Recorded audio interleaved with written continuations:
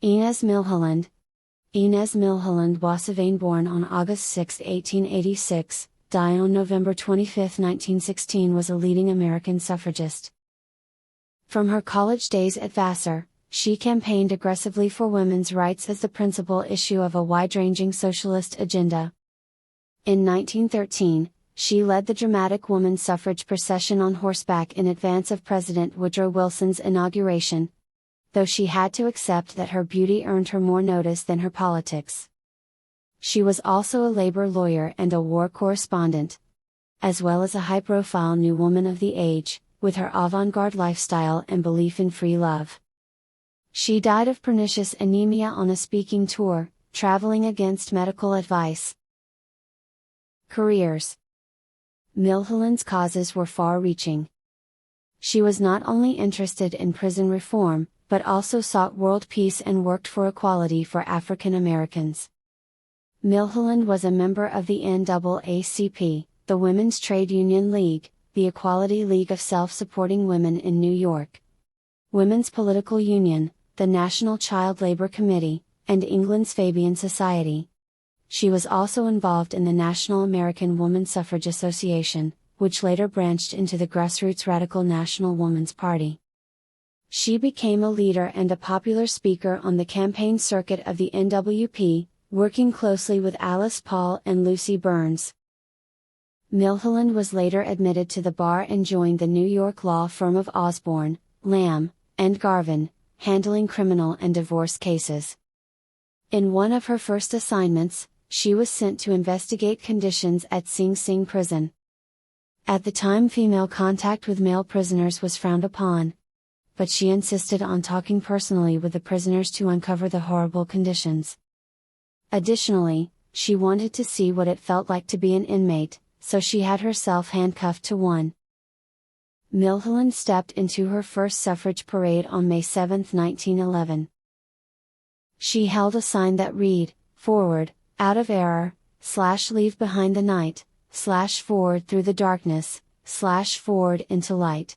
Milholland quickly became the face of the suffrage movement. The New York Sun stated that no suffrage parade was complete without Inez Milholland. Suffrage leader Harriet Eaton Stanton Blatch had Inez lead parades in 1911, 1912, and 1913.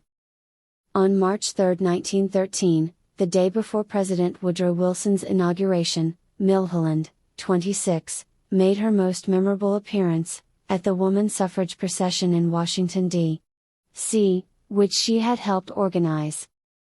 Suffrage leader Alice Paul placed her at the head of the parade wearing a crown and a long white cape, riding a large white horse named Grey Dawn. Horses became a very common method of spreading information about the suffrage movement, and other suffragists such as Claiborne Catlin Elliman rode horses to raise awareness for the movement. Milholland believed that women should have the right to vote because of the traits that were unique to women. She argued that women would metaphorically become the house cleaners of the nation. She believed women's votes could remove social ills such as sweatshops, tenements, prostitution, hunger, poverty, and child mortality. She told men that they should not worry about the women in their lives, as they were extending their sacred rights and duties to the whole country rather than inside the home. Even though she spoke of these issues, she was always disappointed that she was better known for her looks than her brains. The concluding words of her last suffrage speech were, "Mr. President, how long must women wait for liberty?" Pacifist. Milholland traveled overseas to Italy at the beginning of World War I, shortly after the RMS Lusitania had been torpedoed by a German U-boat. After landing, the captain informed Milholland that a German submarine followed them across the ocean. With this information, she began writing for the Tribune and became a war correspondent. Milholland worked to be allowed to visit the front lines in the war, as she continued to write anti-war articles that led to her censure by the Italian government, which banned her from the country. Upon returning from Italy, Milholland suffered from bouts of depression. She felt that she had been barred from the front because she was a woman and not because she was a pacifist. She felt like she had returned a failure.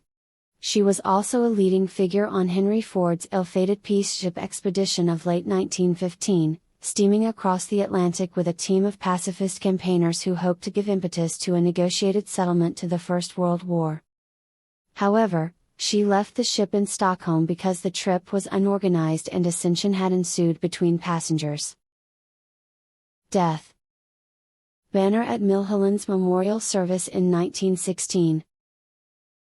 In 1916, she went on a tour in the West, speaking for women's rights as a member of the National Woman's Party. She undertook the tour despite suffering from pernicious anemia and despite the admonitions of her family, who were concerned about her deteriorating health.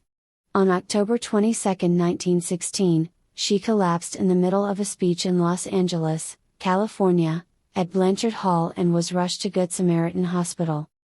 Despite repeated blood transfusions, she died on November 25, 1916. Legacy. Inez Milholland's gravesite in the Lewis Cemetery, Lewis, New York, 2018. After she died, her sister Vida Milholland devoted her time to suffrage work, including going to prison for 3 days in 1917. In a tribute to Inez Milholland, Mount Discovery in the Adirondacks was renamed for her. Carl Sandburg wrote a poem about Inez Milholland titled Repetitions, which appears in his 1918 volume, Cornhuskers. Edna Street Vincent Millay, who married Milholland's widower Eugene Boissevain in 1923, also wrote a poem, to Inez Milholland, included in her collection The Buck in the Snow. Julia Ormond portrayed Inez Milholland in the 2004 movie Iron-Jawed Angels.